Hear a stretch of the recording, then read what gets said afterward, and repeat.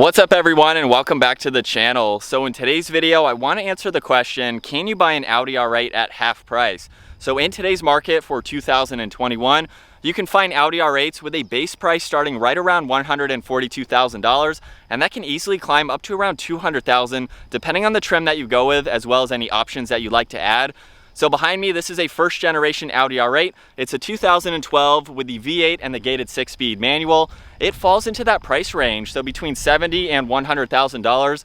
You can easily find a first generation Audi R8, whether it's a manual or an automatic. If you'd like to go with a first gen V10, you can find some automatics under that $100,000 price range. If you want the manuals though, they're gonna be closer to that 2021 price. So right around $130,000 to $140,000.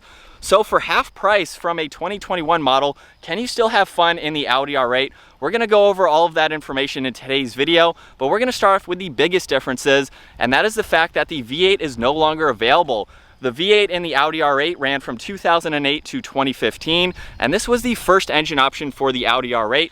Back in 2008, Audi decided they wanted to unveil their flagship model, their all-new supercar sports car for Audi. The Lamborghini Gallardo had already been out for a few years, so they wanted a less expensive alternative that people could buy and still get that exotic performance. So this was basically the less expensive alternative to the Lamborghini Gallardo, which also shared the same V10 for the V10 in the Audi R8, which eventually came in 2010. But for the V8 here, this was the entry level, and they used the V8 engine that they already had in production. So it was something that they could put into a sports car here slash supercar, if you'd like to call it that. Even with the V8 engine, it's still a lot of fun to drive. Puts out around 424 horsepower. Realistically, that's around 300 to the wheels. So it doesn't have that supercar performance that the 2021 models have. And we'll hop in it just a sec and take it for a drive so you can see what it's like. But for the V8, it has a 0 to 60 time right around 4.5 seconds or so. The newer models can be in the low 3s, maybe 3.5 seconds, depending on tires and traction. So you're really not losing all that much performance. Yes, it's going to be a little bit slower, but there's only so much usable horsepower you can use out on the streets.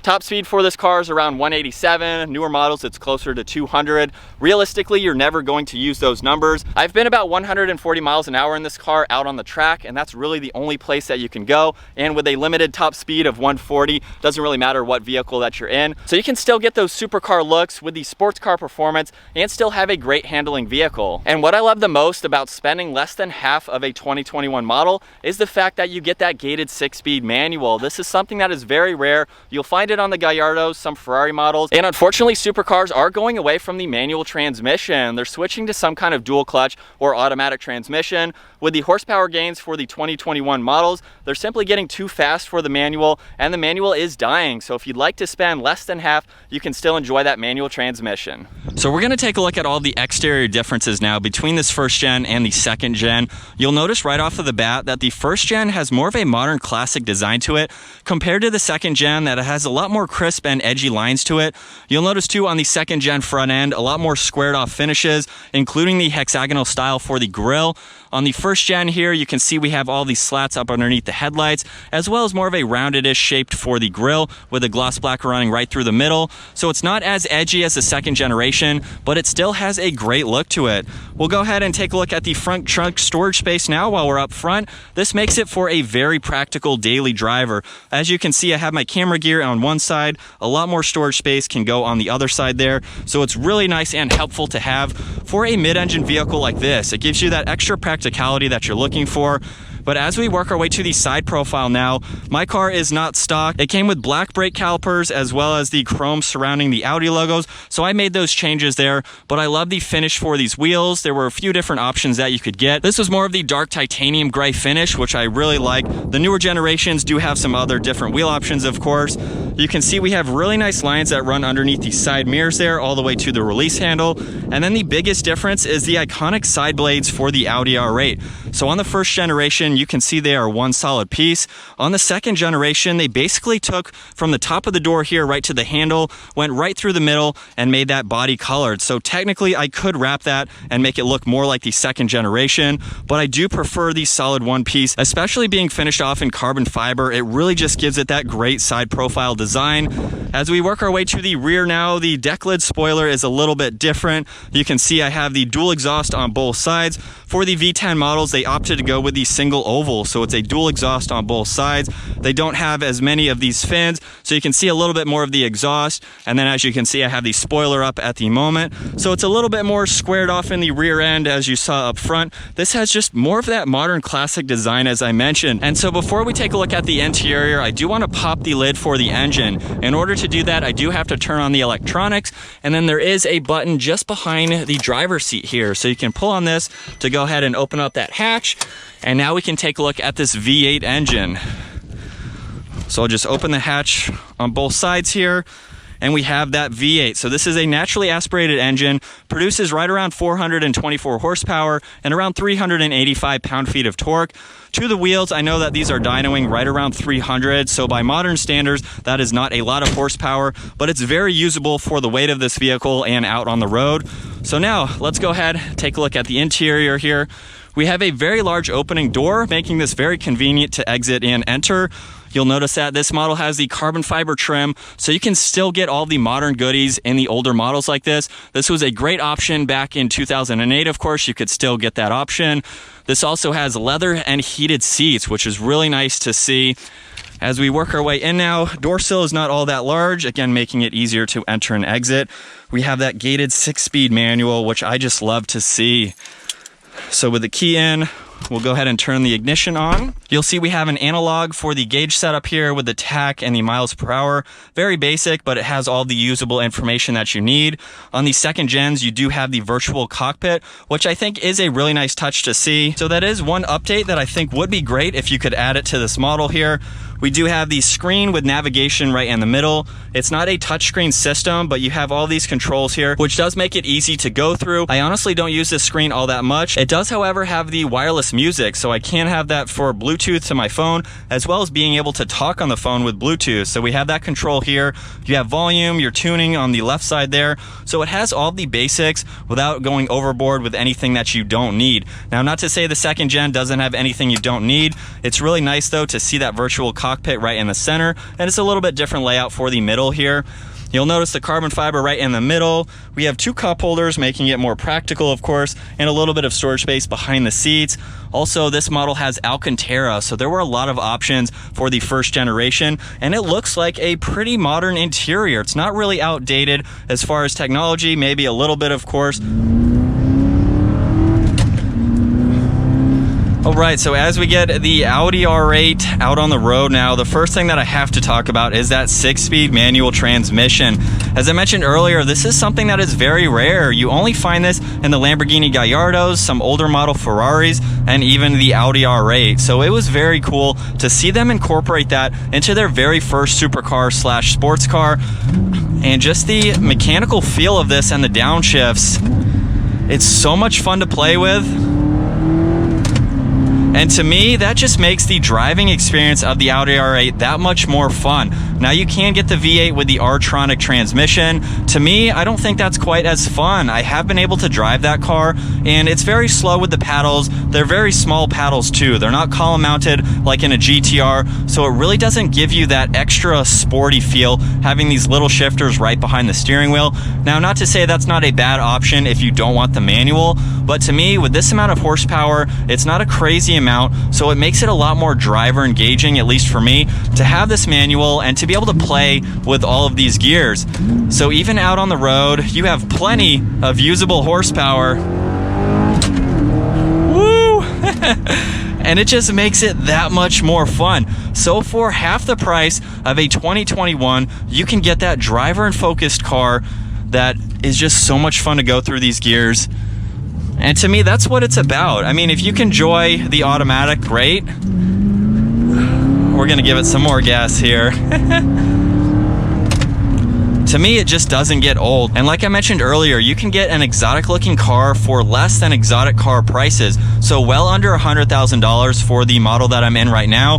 I have 23,356 miles on this 2012. So really, for the age of the car, that's not all that bad. This is still a low mileage vehicle, and Audis are incredibly reliable. This is my second Audi R8, and they are a lot of fun. They're really not that expensive to maintain. I do an oil change once a year, right around around $140. The handling of the Audi R8 II is very impressive. This is an all-wheel drive vehicle, weighs in right around 3,400 pounds or so, so it's not on the heavy side, it's not incredibly light either, but with the all-wheel drive system, I've been able to take this out on back mountain roads. I don't have too much understeer, just depending on the speed, of course, that you're going, but it handles so well. It's very planted. It is a low vehicle, so I'm sitting quite low to the ground, and even with its steering, if I just turn the wheel like this, it's definitely going to go exactly where I want the car to go. So the steering is incredibly responsive, and the fact too that this model could also come with the magnetic ride. So I have that button right there. If I push on that, you'll see sport mode is on,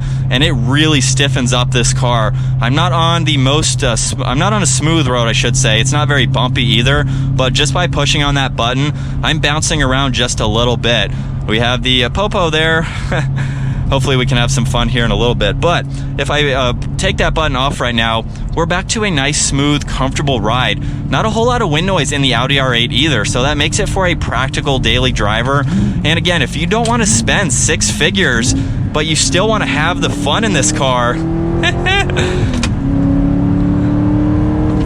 coming around this turn, I mean, I'm on the gas, and that was nothing. This car, I'm not even pushing it to its full capabilities. We are on public streets, of course, but it is just a blast to drive. You can get that exotic looking car well under $100,000 and still have enjoyment. I don't plan on ever getting a second generation Audi R8 because to me, while they are fun to drive, I've been able to get behind the wheel of a few of them. To me, it's just like they're almost losing their character because they're going away from the manuals. They have the paddle shifters, yes, which are kind of fun, but I just don't get that same feel being behind the wheel of the second gen. To me, I love having three pedals in the second generation Audi R8. It's a lot more tame. The exhaust isn't quite as loud, and it's more of a this guy has some stuff flying out. It's more of a tame vehicle, I should say. It's quick, it gets up to the speed limit. It just doesn't have that raw feeling that I feel a sports car should have.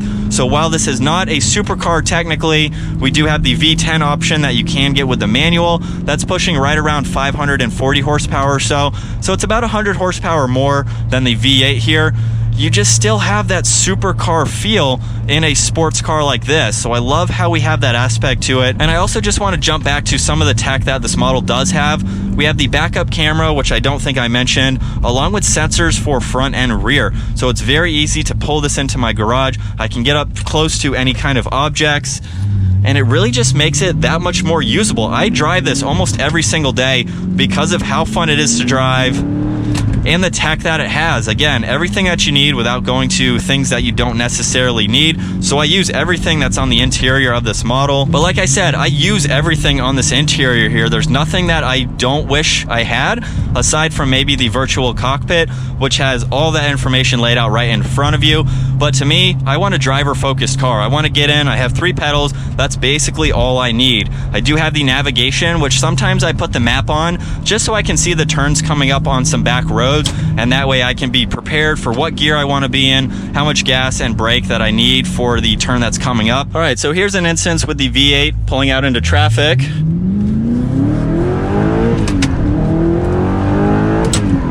And we are up to a little bit over the speed limit there. So for the V8, I'm not even getting close to red line. There's only so much usable power that you can use out on the roads, like I mentioned earlier.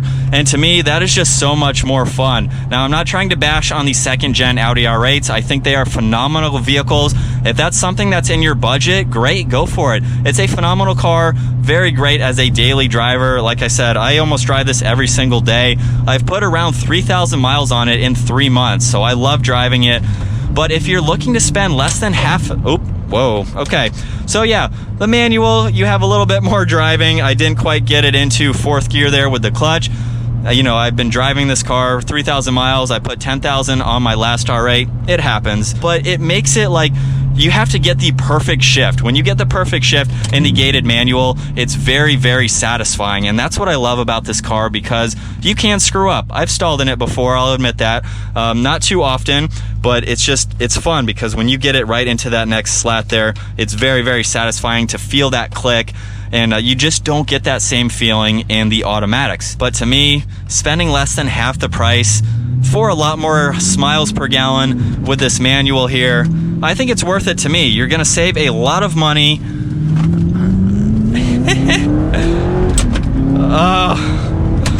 I can't, it doesn't get old. It is just so much fun. So if you're looking to buy an Audi R8 at half price, the first gen manual or automatic is a great option because you can save a lot of money. Depreciation on these cars has pretty much already hit. So this is a 2012. The sticker price for this brand new in 2012 was around $134,000. Right now in today's market, it's around $80,000. So it's held its value incredibly well. And being the 6-speed manual, it's really not going to depreciate any less than what I paid for it. It'll actually probably go up because, as I mentioned, manuals are becoming more rare and rare. I'm going to be holding on to this car for a while because they are hard to find. But if you can find one, if it's in your budget, it's a half-price Audi R8. Don't let it go. Jump on it if you can. They are a lot of fun. We'll do one last acceleration here. If you enjoyed today's video, make sure you give it a huge thumbs up. This is my first half-priced car review, so if you'd like to see more, comment down below. Give it a huge thumbs up again. Smash that subscribe button if you'd like to stay up to date on our daily uploads. I'll see you guys in the next video.